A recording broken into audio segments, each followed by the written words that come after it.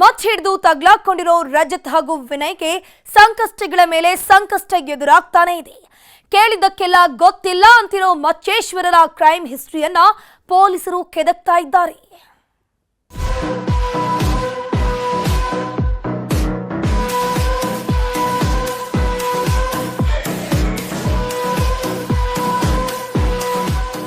ಗ್ರಹಚಾರ ಕೆಟ್ಟರೆ ಇರೋ ಬರೋ ಕರ್ಮಗಳೆಲ್ಲ ಹೆಗಲೇರಿ ಕೂರ್ತವೆ ಅಂತಾರಲ್ಲ, ಇದಕ್ಕೆ ನೋಡಿ ದರ್ಶನ್ರ ಕರಿಯ ಸಿನಿಮಾ ರೀಲ್ಸ್ ಮಾಡಿದ್ದು ಮದ್ದಾನೆಗಳ ತಲೆ ಮೇಲೆ ಶನಿದೇವ ತಾಂಡವ ಆಡುತ್ತಿದ್ದಾನೆ.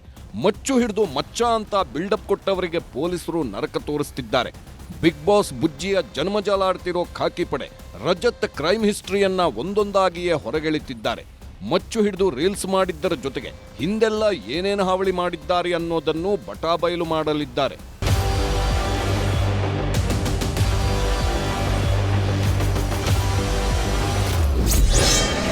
ಪೊಲೀಸರಿಗೆ ಇನ್ನೂ ಸಿಕ್ಕಿಲ್ಲ ರೀಲ್ಸ್ಗೆ ಬಳಸಿದ್ದ ಮಚ್ಚು.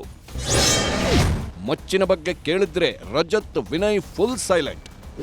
ಬಿಗ್ ಬಾಸ್ನ ಮಾಜಿ ಸ್ಪರ್ಧಿಗಳಾದ ರಜತ್ ಹಾಗೂ ವಿನಯ್ ಅರೆಸ್ಟ್ ಆಗಿ 3 ದಿನವೇ ಆಗೋಯ್ತು.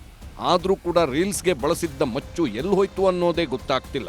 ಹೀಗಾಗಿಯೇ 3 ದಿನ ಕಸ್ಟಡಿಗೆ ಪಡೆದು ವಿಚಾರಣೆ ನಡೆಸ್ತಿರೋ ಪೊಲೀಸರು ಎಷ್ಟೇ ಡ್ರಿಲ್ ಮಾಡಿದ್ರೂ ಮಚ್ಚಿನ ಬಗ್ಗೆ ಬಾಯ್ಬಿಡ್ತಿಲ್ವಂತೆ.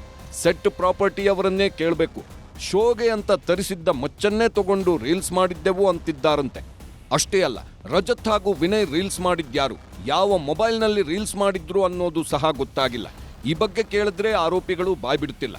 ಹೀಗಾಗಿ ಈತನ ಪತ್ತೆಗೆ ಮುಂದಾಗಿರೋ ಖಾಕಿ ಪಡೆ ಸೆಟ್ ಪ್ರಾಪರ್ಟಿಯವರಿಗೂ ನೋಟಿಸ್ ಕೊಟ್ಟು ವಿಚಾರಣೆ ಮಾಡಲು ಮುಂದಾಗಿದ್ದಾರೆ.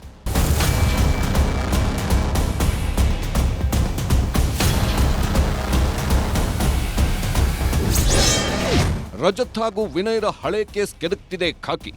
ಪೊಲೀಸರ ಕೈಯಲ್ಲಿ ತಗಲಾಕೊಂಡ್ರೆ ಜನ್ಮಜಾಲಾಡ್ತಾರೆ ಅಂತಾರಲ್ಲ, ಇದಕ್ಕೆ ನೋಡಿ ರೀಲ್ಸ್ ಕೇಸ್ನಲ್ಲಿ ಲಾಕ್ ಆಗಿದ್ದೇ ಆಗಿದ್ದು ಹಿಂದಿನ ಹಳೆ ಕೇಸ್ಗೆಲ್ಲ ಜೀವ ಬರುವುದಕ್ಕೆ ಶುರುವಾಗಿದೆ.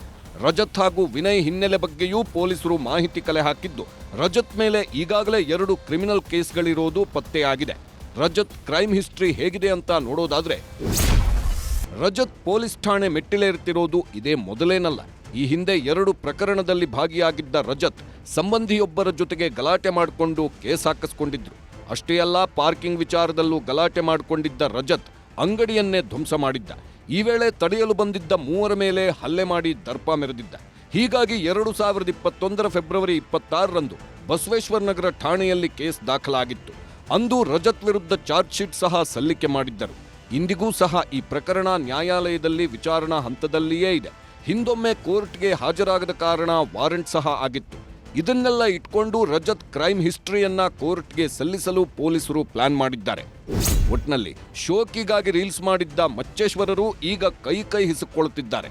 ಬಿಲ್ಡಪ್ ಕೊಟ್ಟಿದ್ದೇ ಮುಳ್ಳಾಗೋಯ್ತಲ್ಲ ಅಂತ ಕಣ್ಣೀರಿಡುತ್ತಿದ್ದಾರೆ. Manjunath N, crime bureau, news 18 Bengaluru.